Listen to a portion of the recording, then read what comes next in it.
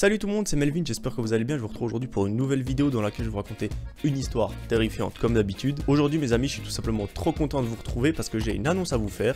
Vous avez été très nombreux et très nombreuses à me demander de faire une vidéo spéciale abonnés, donc spéciale histoire d'abonnés prochainement. Donc je vous propose d'en faire une dans les jours qui viennent. Donc pour ça je vous propose de m'envoyer, si vous le désirez, vos histoires à l'adresse qui s'affiche juste ici. Moi je m'occuperai de lire vos histoires, j'en ai encore beaucoup à lire de la fois passée. Merci d'ailleurs à toutes les personnes qui m'en envoient tous les jours, j'en reçois tous les jours, donc c'est vraiment trop cool. Je réponds jamais aux mails parce que sinon ça me prendrait beaucoup trop de temps, mais sachez que je lis toutes les histoires. Donc voilà, si vous avez une histoire à me raconter et vous pensez qu'elle peut passer dans une vidéo, enfin qu'elle est assez longue, etc., assez détaillée pour passer dans une vidéo, n'hésitez pas à me l'envoyer. Dans le mail, j'ai absolument besoin qu'il y ait deux informations. La première information qui doit figurer dans le mail, c'est de savoir si vous voulez que j'utilise votre vraie localisation et votre vrai prénom, pour des raisons d'anonymat. Voilà, si vous voulez pas que j'utilise votre vrai prénom et l'endroit où ça se trouve, dites-moi tout simplement je ne veux pas que mes informations apparaissent et je trouverai autre chose. Et la deuxième information, c'est tout simplement de mentionner le fait que j'ai le droit d'utiliser cette histoire pour ma chaîne YouTube. Voilà, sinon je crois que j'ai rien oublié. En tout cas, n'hésitez pas à aller pas mal dans les détails parce que vous avez vu que les vidéos sont quand même assez longues sur la chaîne. Un petit bloc de texte, ça suffira pas pour une histoire de 15 à 20 minutes, enfin entre 13 et 20 minutes. Donc voilà, n'hésitez pas à aller dans les détails, pas des détails, le vase était rouge, etc. Mais quand même d'expliquer un petit peu les faits de façon détaillée. Comme d'habitude, je tiens à remercier toutes les personnes pour le soutien, c'est trop cool, les dernières vidéos marchent super bien, vous savez la chanson, c'est vraiment trop cool et ça c'est uniquement grâce à vous, parce que je sais que dans les commentaires vous êtes beaucoup à me dire ouais c'est toi qui fais les vidéos, etc. Oui, c'est moi qui fais les vidéos, mais en même temps si vous les regardez pas, je ferai un peu des vidéos dans le ventre. Donc merci énormément à vous surtout de regarder les vidéos et d'apporter un soutien de malade comme vous le faites. Bref, vous connaissez la chanson, je vous fais pas attendre plus que ça et je propose qu'on passe à l'histoire maintenant.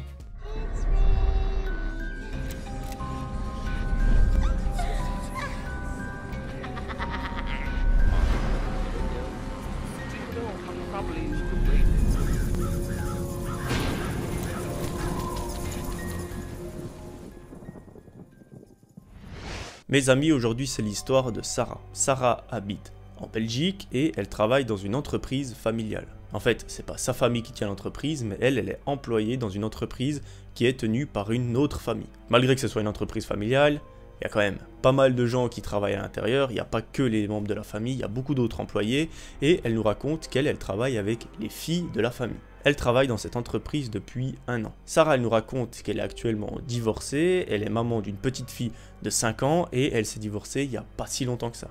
Elle nous raconte qu'elle vit dans une maison tranquille, dans un petit quartier super sympa, qu'elle a des voisins adorables et extraordinaires, ils sont vraiment super sympas. D'un côté il y a un couple de personnes âgées et de l'autre côté il y a une famille un peu comme elle, donc voilà, elle se sent super bien et tout le monde est super sympa dans le quartier. Elle nous raconte qu'il n'y a jamais eu de cambriolage, il n'y a jamais eu d'enlèvement, d'autres crimes dans le quartier, et voilà, c'est vraiment un endroit où elle se sent bien. Elle nous raconte qu'avant d'arriver à travailler dans cette entreprise, elle a fait plusieurs études, elle a essayé pas mal de choses jusqu'à qu'elle trouve vraiment le domaine qui lui plaît, et actuellement elle a un poste de secrétaire dans cette entreprise. Elle nous raconte que l'ambiance y est vraiment incroyable, vraiment tout le monde s'entend super bien, c'est vraiment un esprit d'équipe malgré que ce soit quand même une grande entreprise, il y a quand même un très fort esprit d'équipe et ça c'est tout simplement trop cool quand on travaille. Il n'y a pas de personne qui parle dans le dos des autres, il n'y a pas de personne qui est en train de critiquer une autre ou quoi, il y a vraiment tout le monde qui est soudé et ça c'est trop cool. Elle là-bas, elle travaille dans le département des ressources humaines et de temps en temps elle assiste la direction lorsqu'ils font des entretiens. En gros, pour résumer, il y a le directeur qui fait passer l'entretien au potentiel candidat et elle prend des notes à côté pour retenir ce qu'il a dit, etc. Donc en gros, elle prend les notes et le directeur pose les questions. Un fameux jour, c'est un mercredi, elle s'en souvient, elle a plusieurs entretiens à faire passer. Elle nous raconte qu'elle a déjà pu analyser un petit peu les CV, les lettres de motivation. Elle nous raconte que c'est tous des hommes qui veulent travailler dans le département de logistique de l'entreprise et que pour ça, du coup, ils ont envoyé leur CV, leur lettre de motivation et ils vont passer un entretien aujourd'hui. Les premiers entretiens débutent à 11 h du matin et tout se passe super bien. Arrivé à 13h30, c'est un nouvel entretien qui doit commencer dans quelques minutes et Sarah s'asseye dans la salle. Elle est accompagnée du directeur, le directeur s'asseye également et le candidat entre dans la pièce. Directement, Sarah remarque que le candidat n'arrête pas de la fixer. Vraiment, c'est comme s'il était fixe sur elle, il est vraiment hypnotisé par elle et limite il regarde à peine le directeur. Donc Sarah s'en rend très vite compte, le directeur lui ça n'a pas forcément l'air de le choquer plus que ça, mais Sarah ça lui fait bizarre. Mais bref, pendant l'entretien, le gars est super sympa, il répond très bien aux questions et le feeling passe assez bien entre lui et le directeur. La journée se termine, les entretiens se terminent et au bout d'1 semaine, les résultats tombent. c'est ce mec qui a été choisi pour travailler dans l'entreprise. D'ailleurs, pour tout vous dire, Sarah, à l'heure des résultats, elle ne se souvenait même plus de qui était ce type, donc ça l'a pas marqué plus que ça. Ce jour-là, on est le vendredi, et lundi prochain, c'est le premier jour de travail de ce nouveau collègue. Donc Sarah, elle commence un petit peu à mettre en marche les divers processus administratifs pour que la personne puisse être complètement intégrée à l'entreprise, qu'elle ait son badge pour accéder à l'entrepôt, etc., etc. Arrive enfin le week-end, Sarah rentre à la maison, et elle passe le week-end chez elle avec sa fille. Elles font plein d'activités, elles regardent des films, etc., et elle nous raconte que c'est trop cool. Lundi matin, au travail, à 8h30, elle accueille le nouveau collègue. Il arrive tout sourire dans l'entrepôt et Sarah lui explique qu'en gros, ben voilà, ça ce sera tes tâches, tu dois t'occuper de ça, à midi tu dois faire ci, ça, ça, ça. En gros, elle lui explique vraiment en quoi va consister son travail. Elle lui montre l'accès au système informatique, elle lui dit ça c'est ton compte, ton mot de passe, tu te connectes comme ça, tu fais ci, comme ça, etc.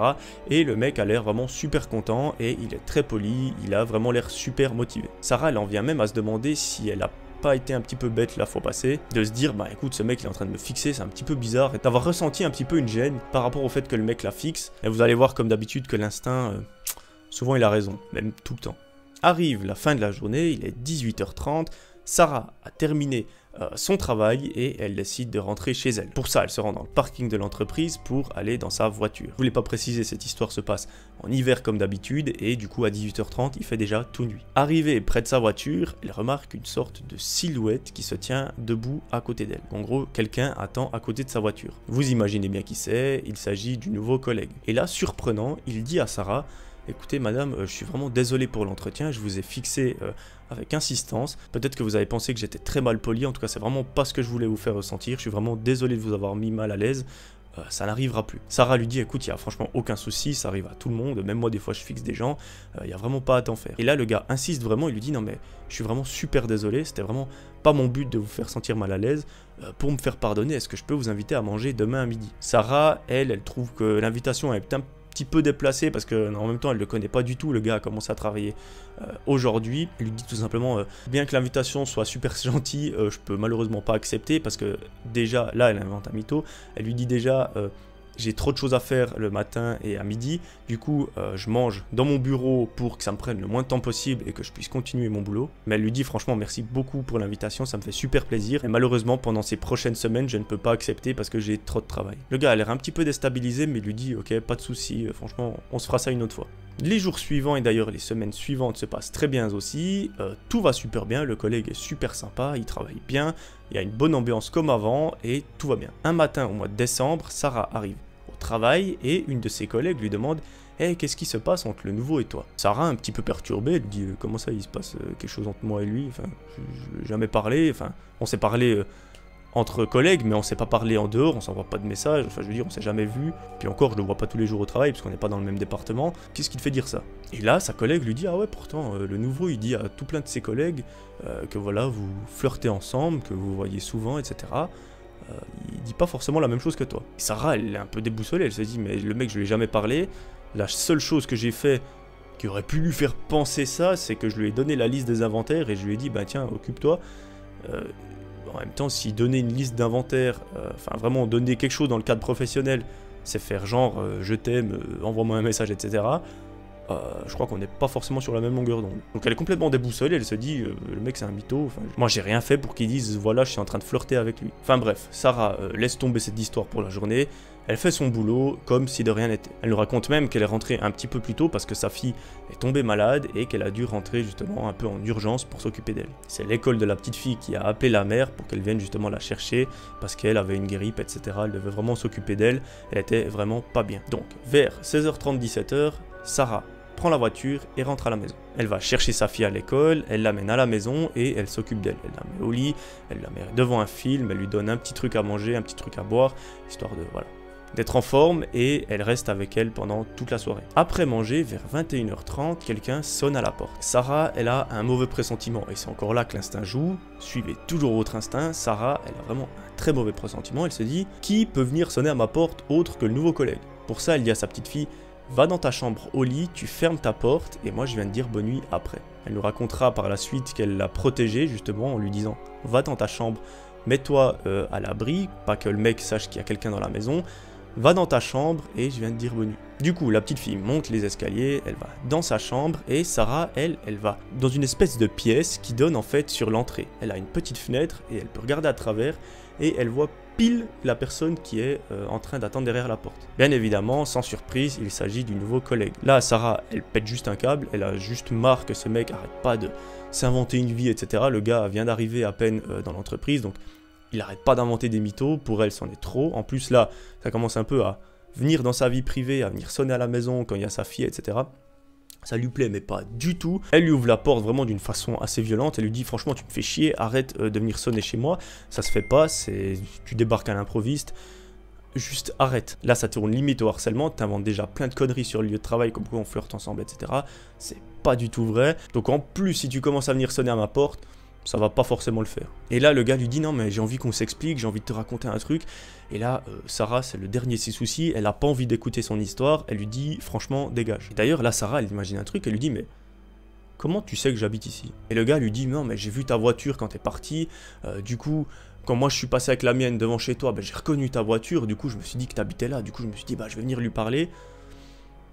Un petit peu louche comme histoire quand même. Vous imaginez s'il faut analyser chaque voiture parquée devant chaque maison, on s'en sort pas. Donc l'histoire elle tient pas trop la route. Pour Sarah c'en est trop, elle élève la voix et elle lui dit écoute, t'as 5 secondes pour dégager de là, soit j'appelle les flics, soit j'appelle la patronne pour qu'elle te foute dehors, mais t'as 5 secondes pour dégager de là. Et le gars lui dit non mais franchement tu me blesses, tu vois pas à quel point je t'aime et tout, elle lui dit dehors. Au même moment, le meilleur ami de Sarah arrive dans la rue. En fait, ce meilleur ami devait apporter quelque chose à Sarah chez elle, et du coup, il arrive pile au bon moment. Sarah nous raconte que son meilleur pote, c'est quand même quelqu'un qui est assez balèze, c'est un mec qui fait presque 2 mètres, qui est assez costaud, assez balèze. Et là, Sarah, elle est quand même rassurée, elle se dit, voilà, il y a quand même une présence qui est quand même bien costaud, qui peut me protéger si jamais le mec fait le fou, donc elle est vraiment rassurée. Bien évidemment, son meilleur ami, il est super imposant, mais au fond de lui, c'est vraiment un type en or. Elle nous raconte qu'il aide vraiment tout le monde et qu'il est prêt à écouter tout le monde. Mais là, son meilleur pote a vraiment compris que quelque chose allait pas, que le mec était en train de forcer et que Sarah avait envie qu'il se casse le plus rapidement possible. Du coup, il dit au mec, dehors, t'as 5 secondes pour dégager, sinon je t'enclenche. Sarah remercie son meilleur ami de l'avoir aidé, mais elle le fait entrer à la maison et elle lui parle un petit peu de ce qui se passe, etc. Et son meilleur ami lui conseille d'appeler la patronne pour voir ce qu'il peut faire. Sarah s'exécute, elle prend le téléphone et elle appelle sa directrice. Elle lui explique tout ce qui se passe, que le mec est venu sonner chez elle, qu'il est limite en train de la harceler sur le lieu de travail, dans sa vie privée à la maison, et que ça commence vraiment à la saouler, donc voilà, il faut vraiment faire quelque chose. Et là, la patronne lui dit, écoute, il est dans les 3 mois d'essai, c'est tous nos droits de le virer, donc voilà, on va le foutre dehors et on n'en parle plus. Parce que le harcèlement, c'est une chose qu'on ne tolère pas du tout sur le lieu de travail et en dehors. Donc, faute grave, c'est loin. Une fois que le téléphone est fini, la soirée se passe, Sarah est chez elle avec sa fille, tout va bien, sa fille a repris un petit peu des couleurs, a un petit peu repris la forme et tout va bien. Le lendemain, Sarah se rend au travail et elle est convoquée dans le bureau de la directrice. Sarah lui avait dit au téléphone qu'elle ne savait pas comment il avait trouvé l'adresse parce que c'est un simple employé entre guillemets, il n'a pas forcément accès aux données de tout le monde parce qu'il y a des droits etc. qui sont mis en place pour éviter ce genre de choses. Et elle nous raconte que c'est un petit peu bizarre. Comment est-ce que finalement le gars a eu mon adresse? La directrice lui dit, écoute, on a trouvé dans le système informatique des logs. Donc pour ceux qui ne savent pas, des logs, c'est des écritures qui disent ce qui s'est passé, entre guillemets. En gros, chaque personne qui va accéder à une information, ça va être répertorié dans un fichier et on saura qui a accédé à quelle information, à quelle heure, etc. Et là, la directrice, du coup, lui dit, on a vu que cette personne a accédé à toutes les données de tous les employés parce qu'il y avait une faute dans le système. Il n'avait pas les bons droits, il avait tous les droits de l'application et du coup il a pu tout voir. Donc pour lui ça n'a pas été très compliqué de trouver ton adresse. Et là Sarah commence un petit peu à flipper parce qu'elle se dit le mec m'a inventé un mytho comme quoi il avait découvert ma voiture devant chez moi, enfin toute une histoire, alors que le gars a carrément fouillé pour trouver mon adresse. Enfin bref, le gars a été viré, il ne viendra plus jamais travailler ici et Sarah ne le recroise plus pendant un petit moment. Un fameux soir, Sarah nous raconte que ça l'a traumatisée à vie parce que c'est vraiment comme dans les films. À l'extérieur, il fait tout nuit, il est environ minuit et c'est la tempête. On est quelques jours avant Noël, dehors c'est juste le déluge, il y a une tempête, enfin vraiment il pleut tout ce qu'il peut, il y a des éclairs, etc. Et à ce moment-là, elle regarde un film avec sa fille dans le salon. Elle nous raconte que dans son salon, il y a une très grande vitre. Et vraiment, c'est une vitre qui prend tout le mur et ça donne sur le jardin. Pour couronner le tout, c'était un film pas d'horreur, mais c'était pas non plus le truc super joyeux, une comédie, etc. C'était un petit peu un truc angoissant. Et en tournant la tête, parce qu'elle entend beaucoup de bruit dans le jardin, avec tout le vent, il y a des chaises qui volent, etc., elle voit une silhouette qui est en train de la fixer dans le jardin. Cette ombre, enfin cette silhouette, elle est éclairée uniquement par l'éclair. Donc en gros, il y a juste le contour de la personne. Enfin, c'est vraiment comme dans les films. Et là, Sarah est terrorisée. Le premier réflexe qu'elle a, et je pense que c'est le meilleur, elle n'aurait pas pu avoir mieux, c'est de prendre son téléphone et d'appeler directement son meilleur ami. Alors, je ne sais pas comment elle a eu ce réflexe. Moi, la première chose que j'aurais fait, c'est en tout cas pas ça. C'est, je pense, de prendre ma fille et d'aller dans une chambre, me planquer à l'étage. Mais elle a eu cet incroyable réflexe de prendre son téléphone, d'appeler son meilleur ami et lui dire « T'as 30 secondes pour arriver chez moi ». Donc, c'est même pas d'appeler les flics, c'est carrément d'appeler son meilleur ami. Son meilleur ami se souvient de ce qui s'était passé dans sa maison quand il était venu sonner, etc. Il n'a pas non plus mis trop de temps à comprendre ce qui était en train de se passer, parce que pour lui, cette histoire paraissait louche. Donc il lui dit « Bouge pas, mets-toi en sécurité, j'arrive ». Là, Sarah, elle est encore plus terrorisée quand elle voit que dans la main droite de la personne, il tient une arme à feu. Enfin, ce qui semble être une arme à feu. Son sang se glace immédiatement, et là, elle a le bon réflexe de prendre sa fille dans les bras et d'aller se foutre dans une chambre en haut et de fermer à clé. Sa fille est toute paniquée, Sarah d'ailleurs, elle ferme plusieurs fois à clé et elle déplace des meubles devant la porte. Parce que si tout d'un coup le mec arrive à entrer dans la maison en pétant une vitre ou en faisant je ne sais quoi, bah, qu'il puisse quand même être un petit peu ralenti avant d'entrer dans la chambre. Donc là, Sarah, elle est pas bien. Elle prie juste pour une chose, c'est que son meilleur ami arrive le plus vite possible. Pendant ce temps, elle arrive à appeler la police. La police plus son meilleur ami, ça peut toujours être mieux que juste son meilleur ami. Donc elle appelle la police et elle leur explique très vite ce qui est en train de se passer. Comme d'habitude, les policiers disent « Ne bougez pas, on arrive ». Il leur dit « Ne tentez rien du tout parce que vous êtes seul, le gars est potentiellement armé, donc ne tentez rien du tout, on arrive ». Au bout de quelques minutes, qui paraissent être une éternité, Sarah entend des pots se casser dans son salon. Elle nous raconte qu'elle a beaucoup de plantes avec des vases, etc. Et tous ces vases sont en train de se casser. Là, elle se dit, c'est la fin, il va nous retrouver avec ma fille et on verra ce qui se passe. Mais heureusement, une minute après, elle entend une voiture se parquer devant chez elle. Elle voit la lumière des phares arriver dans sa fenêtre. Et là, elle se dit, soit c'est les flics, soit c'est son meilleur pote, mais elle pense plus que c'est son meilleur pote parce qu'elle voit pas les sirènes de la police en rouge et bleu. Donc elle se dit, il est enfin là. Une minute après, quelqu'un toque à la porte de la chambre et elle entend la voix de son meilleur ami. Elle lui dit, franchement, va te cacher. Il y a peut-être le mec qui est encore en bas, il a une arme, fais super attention. Franchement, va te cacher le temps que la police arrive. Parce que je ne sais pas si le mec est parti en courant quand il t'a vu, mais casse-toi le plus vite possible. Donc le gars va se cacher dans la pièce à côté, il fait un peu le même système, il s'enferme à clé dans une chambre, il met des meubles et il attend que la police arrive. 5 minutes plus tard, la police arrive, les policiers entrent dans la maison et viennent toquer aux portes, viennent dire voilà, c'est la police, vous pouvez sortir, vous êtes en sécurité et tout va bien. Le mec est bel et bien parti, peut-être lorsqu'il a vu son meilleur ami arriver ou lorsque la police est arrivée, on ne sait pas, mais en tout cas, il n'est plus dans la maison ou autour. Là, tout le monde est en état de choc, ils sont tous terrorisés, bien évidemment, c'est tout à fait compréhensible, et les policiers commencent un petit peu à fouiller la maison pour voir s'il aurait pu cacher des choses, faire des trucs, voler des trucs, enfin, on ne sait pas. Ils commencent un petit peu à fouiller la maison pour voir un peu ce qui se passe. Et sur la table du salon, donc là où se trouvaient quelques minutes avant Sarah et sa fille, ils retrouvent un mot, et c'est écrit « Je t'aurai ». Donc, à vous d'interpréter ce mot comme bon vous semble. Moi, je pense qu'il n'y a pas vraiment de doute, c'est que la personne est super mal intentionnée. Malheureusement, elle est en fuite, elle est vraiment en liberté et on ne sait pas ce qui va arriver. Les policiers, après avoir fouillé la maison, ont amené Sarah, sa fille et le meilleur ami de Sarah au poste pour prendre leur déposition, pour prendre leur plainte, pour voir ce qu'ils peuvent faire par la suite. Mais Sarah nous raconte qu'une plainte est toujours en cours, que l'enquête est toujours en cours, et qu'elle ne sait pas où est cet homme. C'est comme ça que se finit cette histoire. Si j'ai une suite, bien évidemment, je vous la raconterai, mais moi je trouve ça trop flippant de pas savoir où est ce mec, de ce qu'il va potentiellement leur faire. Est-ce qu'elles sont en sécurité? Est-ce que ce mec a complètement lâché l'affaire et c'est juste un mec qui est complètement amoureux d'elle et qui est complètement hypnotisé et fou d'elle? Mais en même temps, on se dit, le gars avait quand même une arme dans les mains, donc je sais pas, peut-être que c'est une fausse, enfin j'espère d'ailleurs que c'est une fausse, que c'est de l'airsoft ou quoi, mais j'espère tout simplement que c'est pas une vraie. Donc voilà, Sarah nous raconte quand même qu'elle est en sécurité depuis ce jour-là, qu'elle est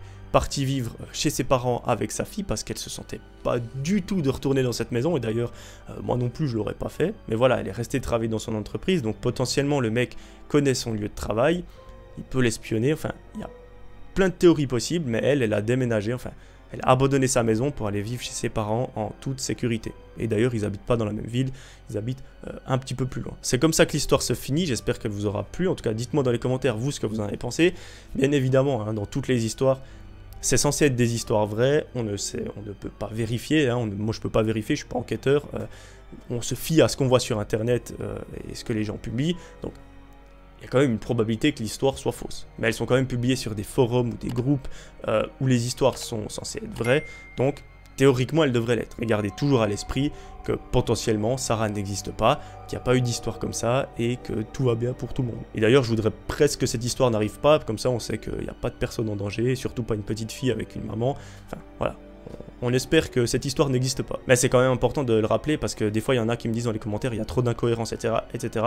C'est fort probable, on ne sait pas du tout si les histoires sont vraies et on n'a aucun moyen de le vérifier. Donc moi si demain je vais inventer une histoire et l'écrire sur un forum qui est complètement bidon, bah, personne ne pourra le vérifier. Donc voilà, dites-moi vous dans les commentaires ce que vous avez pensé de cette histoire. Je vous rappelle, si vous voulez m'envoyer votre histoire, n'hésitez pas à le faire à l'adresse qui s'affiche juste ici, je vous la remets. On fera cet épisode abonné, même peut-être plusieurs épisodes abonnés, parce que si les histoires sont suffisamment longues pour en faire une seule vidéo comme je fais d'habitude, bah, je ferai une histoire une vidéo par histoire. Donc potentiellement on aura de temps en temps une histoire abonnée qui viendra se greffer au milieu du planning. Voilà, c'est tout pour moi, j'espère que cette vidéo vous aura plu. N'hésitez pas à la liker, à vous abonner et à mettre un petit commentaire dans l'espace qui est réservé. Moi je vous fais tout plein de gros bisous, prenez soin de vous, je vous retrouve très vite, c'était Melvin, ciao ciao.